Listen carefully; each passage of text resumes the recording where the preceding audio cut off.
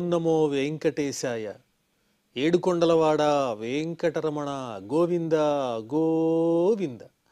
శ్రీ శ్రీనివాస శ్రీ వెంకటేశ గోవింద గోవింద. కలియుగ ప్రత్యక్ష దైవం శ్రీనివాస పరబ్రహ్మ అనుగ్రహ విశేషంతో శ్రీమద్భాగవతంలో దశమస్కంధంలోని విశేషాలు యథాశక్తి తెలుసుకుంటూ ఉన్నాం. నారాయణం నమస్కృత్య నరం చైవ నరోత్తమం దేవీం సరస్వతీం వ్యాసం తతో జయముదీరయేత్. సుఖయోగీంద్రుల వారు పరీక్షిన్ మహారాజునకు శ్రీకృష్ణస్వామి దివ్యలీలా విశేషాలను వర్ణించి చెబుతూ ఉన్నారు. జరాసంధుడు మధుర మీద దండెత్తాడు. బలరామకృష్ణులిద్దరూ కలిసి ఆ జరాసంధుని సైన్యం 23 అక్షౌహిణీల సైన్యాన్ని సంహరించారు. జరాసంధుణ్ణి మాత్రం విడిచిపెట్టారు. కారణం ఏమిటంటే అతడు మళ్ళీ అంత సైన్యాన్ని పోగు చేసుకుని తీసుకొస్తాడు. ఈ భూభారం తీర్చడానికే కదా ఈ భూమి మీద అవతరించింది మానవులుగా.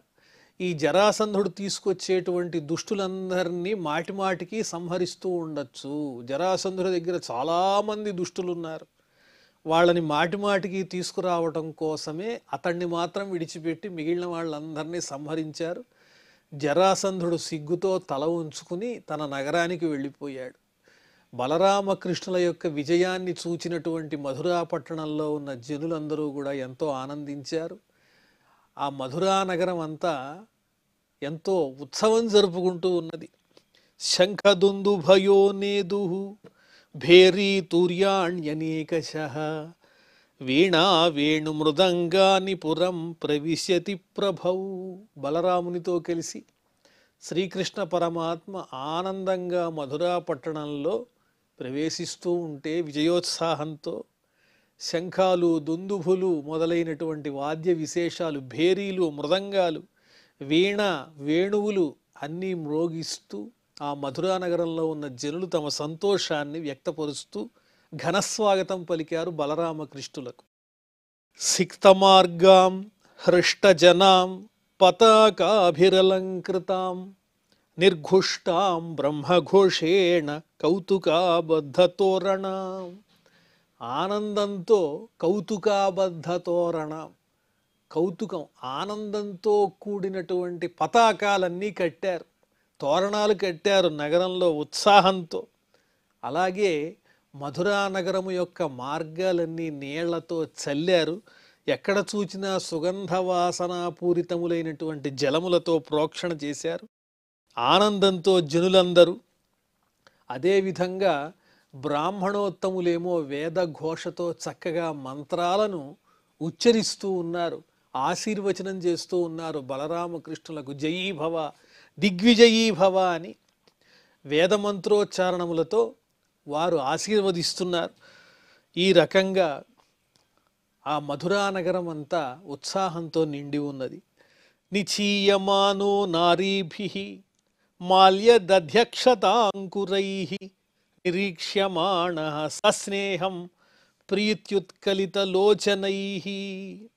అలాగే ఆ మధురా నగరంలో ఉండే స్త్రీలు మంగళప్రదములైనటువంటి చక్కని పుష్పాలు, పెరుగుతో కూడినటువంటి అక్షతలు, చిగురుటాకులు ఇవన్నీ శుభసూచకంగా విజయంతో నగరంలో ప్రవేశిస్తున్నటువంటి బలరామకృష్ణుల మీద చల్లుతూ ఉన్నారు.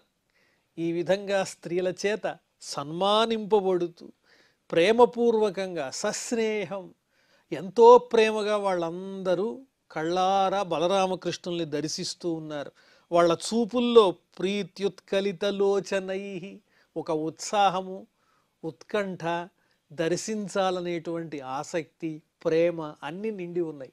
అలాంటి ప్రేమపూరితమైన లోచనములతో మధురా పట్టణంలో ఉన్న జనులు, స్త్రీలు వారి మీద మంగళప్రదమైన ద్రవ్యాలు చల్లుతూ ఆనందంగా వాళ్ళని వీక్షిస్తూ ఉంటే భక్తిపూర్వకంగా వాళ్ళ స్వాగతాలు స్వీకరిస్తూ బలరామకృష్ణులు నగరంలో ప్రవేశిస్తున్నారు. ఆయోధనగతం విత్తం అనంతం వీరభూషణం యదురాజాయ తత్సర్వం ఆహృతం ప్రాదిశత్ ప్రభు. యుద్ధం చాలా దారుణంగా జరిగింది కదా. జరాసంధుని యొక్క సైన్యం అంతా ఓడిపోయింది. కానీ వాళ్ళ సంపదలన్నీ ఆ సంగ్రామంలో దొరికాయి బలరామకృష్ణులకు, వారి సైన్యానికి. బంగారు ఆభరణాలు, అనేక రకాలైనటువంటి ఆయుధ సంపత్తి, అనేక రకాలైన ద్రవ్యాలు, వీటన్నిటినీ వీరులు ధరించేటువంటి భూషణాలు, ధనము, ఇవన్నీ ఆ యుద్ధంలో దొరికినటువంటి అమూల్యమైన ద్రవ్యాలన్నీ బలరామకృష్ణులు సురక్షితంగా మధురా నగరానికి తీసుకుని వచ్చి యదురాజాయ, యదువులందరినీ పరిపాలించేటువంటి మహారాజు గారైన ఉగ్రసేనుల వారికి దాన్నంతటినీ అందించి నమస్కారం చేశారు. ఏవం సప్తదశకృత్వః తావత్యక్షౌహిణీ బలః యుయుధే మాగధో రాజా యదుభిః కృష్ణపాలితైః. ఈ విధంగా శ్రీకృష్ణ పరమాత్మ పరిరక్షణలో ఉన్నటువంటి యదు సైన్యంతో ఆ జరాసంధుడు ఎన్నిసార్లు యుద్ధం చేశాడు అంటే 17 సార్లు యుద్ధం చేశాడు. 17 సార్లు దండెత్తాడు మధురా నగరం మీద. వచ్చినప్పుడల్లా 23 అక్షౌహిణీల సైన్యానికి తగ్గకుండా సైన్యాన్ని తీసుకొస్తున్నాడు. రథ పద త్వరగా గజ సైన్యాలన్నింటినీ తీసుకొస్తున్నాడు. ఆ తీసుకొచ్చినటువంటి సైనికుల్ని, అలాగే అతనికి అండగా ఉన్నటువంటి దుష్ట క్షత్రియుల్ని, అసుర అంశతో ఉన్నటువంటి క్షత్రియుల్ని, వాళ్ళందరినీ బలరామకృష్ణులు తమ సైన్యంతో వాళ్ళందరినీ జయిస్తూనే ఉన్నారు. యుయుధే మాగధో రాజా తావత్యక్షౌహిణీ బలః, ఏమాత్రమూ తగ్గకుండా ఓడిన ప్రతిసారి రెట్టించినటువంటి ఉత్సాహంతో కృష్ణుడు ఆలోచించినట్లుగానే దుష్టుడైన జరాసంధుడు మాటిమాటికి వెళ్ళడం, మళ్ళీ 23 అక్షౌహిణీల సైన్యాన్ని పోగు చేసుకోవటం, మళ్ళీ మధుర మీద దండెత్తటం, బలరామకృష్ణుల యొక్క చేతిలో ఓడిపోవటం, ఇది జరుగుతూ ఉంది. ఇలా 17 సార్లు జరిగింది. అక్షిణ్వం స్తద్బలం సర్వం వృష్ణయః కృష్ణ తేజస హతేషు స్వేషు అనీకేషు త్యక్తో అయాదరిభిర్నృపః. ఈ విధంగా జరాసంధుని యొక్క బలాన్ని, నిజానికి అంతమంది అక్షౌహిణీల సైన్యాన్ని యదువీరులు జయించగలరా? వాళ్ళు స్వల్పంగానే ఉన్నారు. కానీ నిజమైన మహిమ ఎక్కడ ఉన్నది అంటే కృష్ణ తేజస, శ్రీకృష్ణుని యొక్క తేజస్సు చేతనే ఆ సైన్యం అంతా మట్టుబెట్టబడుతూ ఉన్నారు. ఈ మిగిలిన యదు సైన్యం అంతా శ్రీకృష్ణునికి సహకరిస్తున్నట్లుగా నిమిత్తమాత్రంగా ఉన్నారు. నిజంగా వాళ్ళందరినీ సంహరించేది ఎవరు అంటే కృష్ణుడు తన తేజస్సుతో వాళ్ళందరినీ సంహరిస్తున్నాడు. హతేషు స్వేషు అనీకేషు, ఈ విధంగా తన సైన్యం అంతా బలరామకృష్ణుల చేతిలో సంహరింపబడుతూ ఉంటే అక్కడి నుంచి విడిచిపెట్టబడి, మళ్ళీ విడిచిపెట్టడమే జరాసంధుణ్ణి, అతన్ని మాత్రం బంధించడం లేదు. విడిచిపెట్టబడినటువంటి వాడై శత్రువుల చేత నృపః, ఆ మగధరాజైనటువంటి జరాసంధుడు తిరిగి మళ్ళీ తన రాజ్యానికి వెళ్ళిపోతున్నాడు. ఇదే జరుగుతోంది మాటి మాటికి. అష్టాదశమ సంగ్రామే ఆగామిని తదంతర నారద ప్రేషితో వీరః యవనః ప్రత్యదృశ్యత. ఈ జరాసంధుడే ఈ మధురా నగరానికి ఒక అడ్డంకిగా ముల్లులాగా తగులుకుని మాటి మాటికి దాడి చేస్తూ ఇబ్బంది పెడుతూ ఉన్నాడు మధురాపుర ప్రజలను. ఎంత జయించినా మాటి మాటికి దండెత్తుతూ ఉంటే కొంచెం మనసుకి కష్టంగానే ఉంటుంది కదా. ప్రజలు ఇబ్బంది పడుతూ ఉన్నారు. ఈ సమయంలోనే కాలయవనుడు అనేటువంటి పేరు కలిగిన మ్లేచ్ఛులకు అధిపతివాడు. ఆ కాలయవనుడు కూడా ఈ యదువంశీయుల యొక్క బలరామకృష్ణ పరాక్రమాల గురించి విన్నాడు. నేనే లోకంలో అందరికన్నా గొప్పవాడిని అని కాలయవనుడు అనుకుంటున్నాడు. ఇప్పుడు అతడికి తెలిసింది ఏమని, యదువంశంలో నీతో సమానమైన పరాక్రమం కలిగిన వాళ్ళు ఉన్నారు, నీకు శక్తి చేవ ఉంటే వాళ్లతో యుద్ధం చేసి నెగ్గి నీ గొప్పతనాన్ని నిరూపించుకో అని ఒక ఆయన ఉత్సాహపరిచారు. ఆయన ఎవరో కాదు, నారద మహర్షి. ఆయన కూడా యథాశక్తి ప్రోత్సహించి దుష్టుల్ని కృష్ణుడి దగ్గరికి పంపించి కృష్ణుని చేతిలో సంహరింపజేయడానికి ఆయన ఉపాయం. నారద ప్రేషితో వీరః యవనః ప్రత్యదృశ్యత. ఒక పక్క నుంచి జరాసంధుడు దండయాత్రలు చేస్తూ ఉంటే అదే సమయంలో నారద మహర్షి చేత ప్రేరేపితుడైనటువంటి కాలయవనుడు అనేటువంటి వాడు యదువంశీయుల్లో తనతో సమానమైన పరాక్రమ సంపన్నులున్నారనేటువంటి విషయాన్ని సహించలేక వాళ్లతో యుద్ధం చేసి గెలవాలనేటువంటి తపనతో అతడు దండెత్తడానికి సిద్ధంగా ఉన్నాడు. కాలయవనుడు రురోధ మధురామేత్య తిసృభిః మ్లేచ్ఛకోటిభిః, 3 కోట్ల మంది సైన్యంతో కాలయవనుడు యుద్ధానికి కాలదూగుతూ సిద్ధంగా ఉన్నాడు. అందులో లోకే చ ప్రతిద్వంద్వో వృష్ణీన్ శ్రుత్వా ఆత్మసంహితాన్, ఎవరితో యుద్ధం చేసినా గెలుపు నాదే అనేటువంటి భావనలో ఉన్నాడు కాలయవనుడు. అలాంటి వాడికి నారద మహర్షి అగ్నికి ఆద్యం పోసినట్లుగా ఏం చెప్పారు? వృష్ణీన్ శ్రుత్వా ఆత్మసంహితాన్, తనతో సమానమైన బలం కలిగిన వాళ్ళు వృష్ణివంశీయులు అన్న విషయం నారదుల వారి ద్వారా తెలిసేటప్పటికి ఇంకా ఆగలేకపోయాడు. 3 కోట్ల మంది మ్లేచ్ఛ సైనికుల్ని తీసుకుని కాలయవనుడు యుద్ధానికి కాలదూగుతున్నాడు. తం దృష్ట్వా అచింతయత్ కృష్ణ సంకర్షణ సహాయవాన్, అహో యదూనాం వృజినం ప్రాప్తం ఉభయతో మహత్. వెంటనే కృష్ణుడు ఆలోచన చేశాడు బలరాముల వారితో కలిసి, అన్నయ్య ఏంటి పరిస్థితి? ఒక పక్క నుంచి ఏమో జరాసంధుడు దండయాత్రలు చేస్తూ ఉంటే మరో పక్క కాలయవనుడు కూడా యుద్ధానికి సిద్ధమవుతూ ఉన్నాడు. ఇద్దరూ ఒకేసారి యుద్ధానికి వస్తే కొంచెం కష్టమవుతుంది. ఈ యదువులందరికీ, యదువంశీయులందరికీ కూడా కష్టం ఏర్పడి ఆపద వచ్చే ప్రమాదం ఉంది. వీళ్ళందరూ వాళ్ళ చేతుల్లో సంహరింపబడతారు. అహో యదూనాం వృజినం ఉభయతః మహత్, 2 పక్కల నుంచి దారుణమైనటువంటి ప్రమాదం పొంచి ఉంది. మనం ఎలాగైనా సరే మన ప్రజల్ని, మన వంశీయుల్ని మనం రక్షించుకోవాలి. యవనోయం నిరుంధేస్మాన్ అద్యతావన్మహాబలః మాగధోప్యద్యవా శ్వోవా పరశ్వోవా ఆగమిష్యతి. ఇటేమో కాలయవనుడు తన సైన్యంతో మన మీద దండెత్తడానికి సిద్ధంగా ఉండి అడ్డగించడానికి సిద్ధపడుతూ ఉత్సాహపడుతూ ఉన్నాడు. మరొక పక్క మగధరాజైనటువంటి జరాసంధుడికి ఈ విషయం తెలిస్తే, ఓహో కాలయవనుడు కూడా ఈ యదువంశీయుల మీద యుద్ధానికి సిద్ధమయ్యాడంటే ఇదే అదను, మనం కూడా ముట్టడి చేస్తే ఉక్కిరి బిక్కిరైపోతారు వాళ్ళని చెప్పి ఊహించుకుని జరాసంధుడు కూడా ఇవాళో రేపో ఎల్లుండో తప్పకుండా మరో పక్క నుంచి దాడి చేయడానికి అవకాశం ఉంది. దానివల్ల ఇరుపక్షీయుల చేత కూడా మన జనులంతా ఇబ్బందులు పడిపోతారు. ఒక పక్క కాలయవనుడు, ఇంకో పక్క జరాసంధుడు, దాడితో ఉక్కిరి బిక్కిరి అయిపోతాం. కాబట్టి ఆవయోరుధ్యతో రస్య యద్యాగంత జరాసుతః బంధూన్వధిష్యత్యథవా నేష్యతే స్వపురం వలి. మనిద్దరం యుద్ధంలో నిమగ్నమై ఆ శత్రువుల్ని సంహరించడంలో ఉంటే ఆ సమయంలో ఆ జరాసంధుడు ఏం చేస్తాడు? మన బంధువులందరినీ చంపరైనా చంపేస్తాడు, లేదా మన ఆంతరంగికులైనటువంటి మన వంశీయుల్ని, యదువంశీయుల్ని బంధించి తనతో పాటు తన రాజ్యానికి తీసుకువెళ్ళనైనా తీసుకువెడతాడు. కాబట్టి ఈ ప్రమాదం అనేది ఉంది, గుర్తించాలి మనం.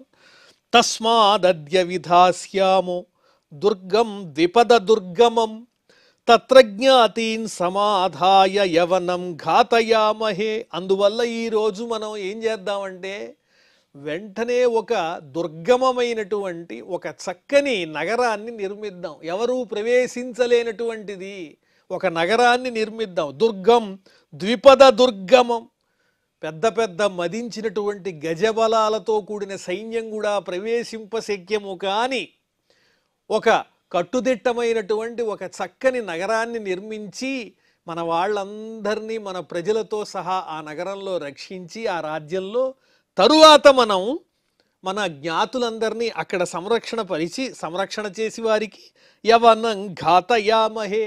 అప్పుడు మనం ఆ కాలయవనుడితో యుద్ధం చేద్దాం. ముందుగా మన బలాన్ని రక్షించుకోవాలి, మన ప్రజల్ని రక్షించుకోవాలి, మన వంశీయుల్ని రక్షించుకోవాలి. ఆ తర్వాతే శత్రువుల మీద దాడి చెయ్యాలి. అదే చక్కని ఉపాయము అని శ్రీకృష్ణ పరమాత్మ నిర్ణయించారు. ఇతి సమ్మంత్ర్య భగవాన్ దుర్గం 12 యోజనం అంతఃసముద్రే నగరం కృత్స్నాద్భుతమచీకరతు. ఈ విధంగా ఆలోచించినటువంటి కృష్ణ పరమాత్మ ఎవరూ ప్రవేశించటానికి వీలు లేని 12 యోజనముల పరిమాణంతో కూడినటువంటి 12 ఆమడల ప్రమాణంతో కూడినటువంటి ఒక చక్కని అద్భుతమైనటువంటి నగరాన్ని సముద్ర మధ్యంలో ఏర్పాటు చేశారు. కృత్స్నాద్భుతమచీకరతు, అందరికీ ఆశ్చర్యాన్ని కలిగించేటువంటిది సముద్ర మధ్యంలో నగరం అంటే అది ఎంత అద్భుతమైనటువంటి విషయం. సర్వాశ్చర్యమయం కారయామాస, అందరికీ ఆశ్చర్యాన్ని కలిగించే విధంగా, ఒక ద్వీపంలాగా కనిపించే విధంగా ఒక చక్కని నగరాన్ని సముద్ర మధ్యంలో ఏర్పాటు చేశారు కృష్ణ పరమాత్మ తన మాయాశక్తితో. అంతఃసముద్రే నగరం కృత్స్నాద్భుతమచీకరత్, మనోహరంగా ఉంది ఆ నగరం. దృశ్యతే యత్ర హి త్వాష్ట్రం విజ్ఞానం శిల్ప నైపుణం రథ్యాచత్వర వీథీభిః యథా వాస్తు వినిర్మితం. ఆ నగరంలో కావలసినటువంటి ఏర్పాట్లు ఎవరు నిర్మాణం చేశారు అంటే దేవశిల్పి అయినటువంటి విశ్వకర్మయే స్వయంగా ఆ నగర నిర్మాణాన్ని చేపట్టాడు. దృశ్యతే యత్ర హి త్వాష్ట్రం విజ్ఞానం శిల్ప నైపుణం, అక్కడ చెక్కబడినటువంటి ఏర్పాటు చేయబడినటువంటి శిల్పముల యొక్క నైపుణ్యం కానీ ఆ విజ్ఞానం కానీ నభూతో నభవిష్యతి అన్నంత అద్భుతంగా ఉంది ఆ నగరం. అదే ద్వారకా నగరం. రథ్యాచత్వర వీథీభిః యథా వాస్తు వినిర్మితం, రాజమార్గాలు అద్భుతంగా ఉన్నాయి. 4 మార్గాలు కలిసేటువంటి కూడళ్ళు కూడా విశాలంగా అందంగా ఏర్పాటు చేయబడ్డాయి. వాస్తు శాస్త్రమును అనుసరించి చక్కగా ఆ నగరం అనేది నిర్మించబడింది విశ్వకర్మ చేత. సురద్రుమలతోద్యాన విచిత్రోపవనాన్వితం హేమశృంగైః దివిసృగ్భిః స్ఫాటికాట్టాల గోపురైః. అక్కడ ఉన్నటువంటి వృక్షాలు సురద్రుమ, దేవతా వృక్షాలు ఉన్నాయి ద్వారకా నగరంలో. అలాగే చక్కని లతలు, ఉద్యానవనాలు, విచిత్రమైనటువంటి ఉపవనాలు, చక్కనైన వృక్షాలు, వీటన్నిటితో అందంగా తీర్చిదిద్దబడి ఉంది. హేమశృంగైః దివిసృద్భిః, అక్కడ గోపురాలు ఉన్నాయి, నగర గోపురాలు. ఆ గోపురాలు ఇలా చూస్తే ఎలా ఉన్నాయంటే ఆకాశాన్ని అంటే విధంగా ఉన్నాయి. ఆ గోపురాల మీద బంగారమైనటువంటి చక్కని కలశాలు ఏర్పాటు చేయబడి ఉన్నాయి. ఆ బంగారు కలశాలతో గోపురాలు ఆకాశాన్ని అంటే విధంగా అద్భుతంగా ఉన్నాయి. స్ఫాటికాట్టాల గోపురైః, అదేవిధంగా గోపురాలకు ఉన్నటువంటి ప్రధాన ద్వారములు ఏవైతే ఉన్నాయో అవి స్ఫటికంతో చక్కగా ఏర్పాటు చేయబడి ఉన్నాయి. స్ఫటికాలు పొదిగినటువంటి అద్భుతమైన ద్వారాలు, బంగారుమయమైన కలశాలతో కూడిన ఆకాశాన్ని అంటేటువంటి గోపురాలతో ఆ ద్వారకా నగర గోపురాలు ప్రకాశమానంగా విరాజమానమవుతూ ఉన్నాయి. రాజతారకుటైః కోష్ఠైః హేమకుంభైరలంకృతైః రత్నకూటైః గృహైర్హేమైః మహామరకతస్థలైః. అక్కడ ఏర్పాటు చేయబడినటువంటి ధాన్యాగారాలు, బంగారము, వెండి మరియు ఇత్తడి, ఈ రెండిటితో ధాన్యాగారాలు ఏర్పాటు చేయబడ్డాయి. అదేవిధంగా అశ్వశాలలు కూడా ఏర్పాటు చేయబడ్డాయి. బంగారు ఆ ధాన్యాగారాల మీద సామగ్రులు దాచుకునేటువంటి ప్రధానమైనటువంటి ఆ కోష్టముల మీద బంగారుమయమైన చక్కని శిఖరాలు కనిపిస్తూ ఉన్నాయి. రత్నకూటైః గృహైర్హేమైః, రత్నాలు పొదిగిన బంగారు తాపడం చేయబడినటువంటి ఇళ్ళు. మహామరకతస్థలైః, ఎక్కడ చూసినా ఇళ్లల్లో మరకతమణులే తాపడాలు చేయబడి ఉన్నాయి. ఇంత విలువైన గొప్పదైనటువంటి చక్కని గృహాలతో బంగారుమయంగా రత్నమయంగా శోభాయమానంగా ప్రకాశిస్తూ ఉన్నది ఆ ద్వారకా నగరం. వాస్తోష్పతీనాంచ గృహైః వలభీభిశ్చ నిర్మితం చాతుర్వర్ణ్య జనాకీర్ణం యదుదేవ గృహోల్లసతు. అక్కడ చూస్తే ఇళ్ళు ఎలా ఉన్నాయి అంటే ఇంద్రాదుల యొక్క గృహాలు ఎలా ఉంటాయో అంత చక్కగా ఉన్నాయి ఆ ఇళ్ళన్నీ. అమరావతి, ఆ స్వర్గంతో సమానమైనటువంటి ఇళ్ళు అక్కడ కనిపిస్తూ ఉన్నాయి. అదేవిధంగా అందమైనటువంటి దేవతా విగ్రహాలన్నీ కూడా కనిపిస్తూ ఉన్నాయి. ఆకాశాన్ని అంటేటువంటి చంద్రశాలలు, చంద్రశాల శిరోగృహం. చంద్రశాల అంటే అర్థం ఏమిటంటే చంద్రుణ్ణి అంటేంత ఎత్తైనటువంటి మిద్దెల మీద ఉండేటువంటి చక్కని గదులు. ఆ గదులు ఎక్కడుంటాయి? మిద్దె పై భాగాన ఉండేటువంటి గది. అది చక్కగా ఆ చంద్రుణ్ణి తాకుతుందా అన్నంత ఎత్తులో ఉంటుంది. అలాంటి గృహాలు, చంద్రుణ్ణి అంటేటువంటి చక్కటి గృహాలన్నీ ఏర్పాటు చేయబడ్డాయి. చాతుర్వర్ణ్య జనాకీర్ణం యదుదేవ గృహోల్లసతు. 4 వర్ణములకు సంబంధించిన వారికి తగిన విధంగా చక్కగా యదువంశీయులందరూ ఉండడానికి వీలుగా అందమైనటువంటి భవనాలతో 4 వర్ణముల వారు నివసించటానికి వీలుగా ఉండేటువంటి అందమైన గృహాలతో ఆ ద్వారకా నగరం ఏర్పాటు చేయబడింది. సుధర్మాం పారిజాతంచ మహేంద్ర ప్రాహిణోత్హరేః యత్ర చావస్థితో మర్త్యో మర్త్యధర్మైః నయుజ్యతే. సుధర్మ అనే పేరు కలిగినటువంటి దేవసభ ఏదైతే ఉందో ఆ సభని సాక్షాత్తు దేవేంద్రుడు శ్రీకృష్ణస్వామి కోసం ద్వారకా నగరానికి పంపించాడు.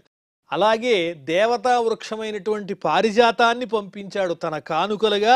మహేంద్ర ప్రాహిణోత్హరేః సుధర్మాం పారిజాతంచ వీటిల్ని పంపించాడు. యత్ర చావస్థితో మర్త్యో ఆ సభలో సుధర్మ అనేటువంటి సభలో గనక ఉన్నట్లయితే అక్కడ ఉన్న మానవులకు మానవ ధర్మాలు ఉండవు. అంటే ఆకలి దప్పికలు కానీ ఇలాంటివి ఏవీ తెలియవు. అంత అందమైనటువంటి సభాభవనం అది. యత్ర చావస్థితో మర్త్యో మర్త్యధర్మైః నయుజ్యతే వారికి మానవ ధర్మాలనేవి అంటవు. అంత గొప్ప సభాభవనం అది. శ్యామైక కర్ణాన్ వరుణో హయాన్ శుక్లాన్ మనోజవాన్ అష్టౌ నిధిపతి కోశాన్ లోకపాలో నిజోదయాన్. వరుణదేవుడేమో అందమైనటువంటి అశ్వాల్ని కానుకగా పంపించాడు, గుర్రాల్ని. ఆ గుర్రాలు తెల్లగా ఉన్నాయి, చాలా తెల్లగా ఉన్నాయి. కానీ వాటి యొక్క చెవుల్లో ఒక చెవు మాత్రం నల్లగా ఉన్నది. అంటే ఇది శ్రేష్టమైన గుర్రముల యొక్క లక్షణం అని వర్ణిస్తూ ఉంటారు. శ్యామైక కర్ణాన్ హయాన్ ఒక చెవు నల్లగా ఉన్నటువంటి తెల్లనైన గుర్రములను. ఎటువంటివవి? మనోజవాన్ మనోవేగంతో పరిగెత్తేటువంటి గుర్రములను కానుకగా ఇచ్చాడు వరుణదేవుడు. అష్టౌ నిధిపతి కోశాన్ లోకపాలో నిజోదయాన్.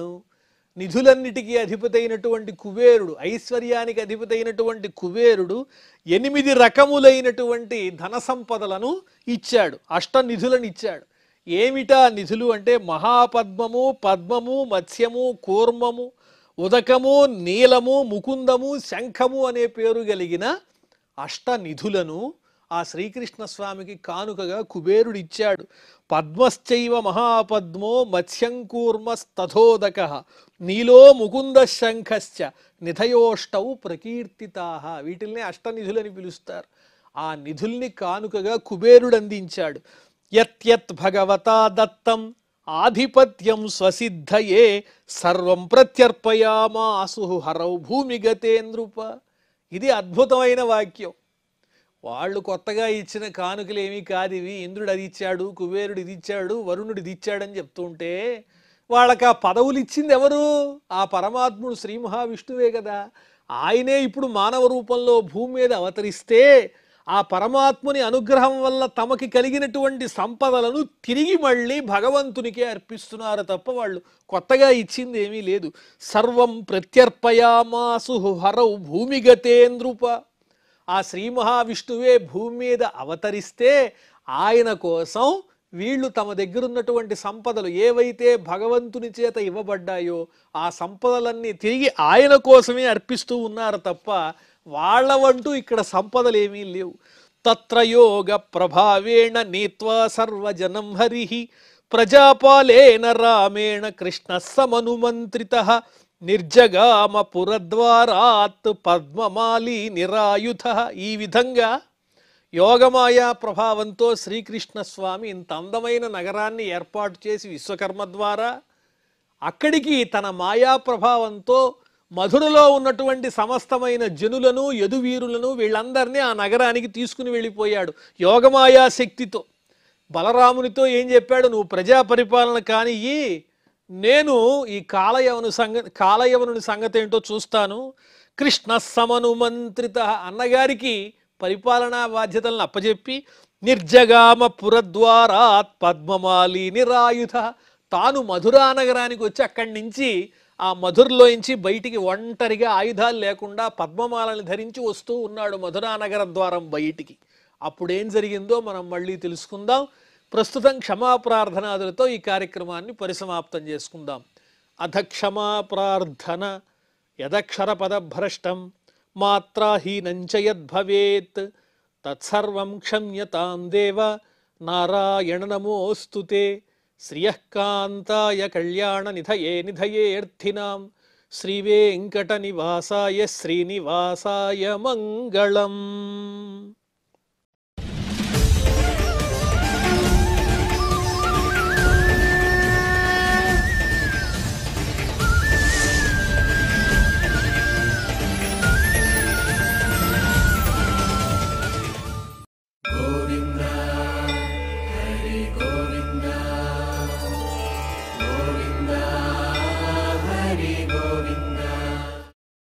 Oh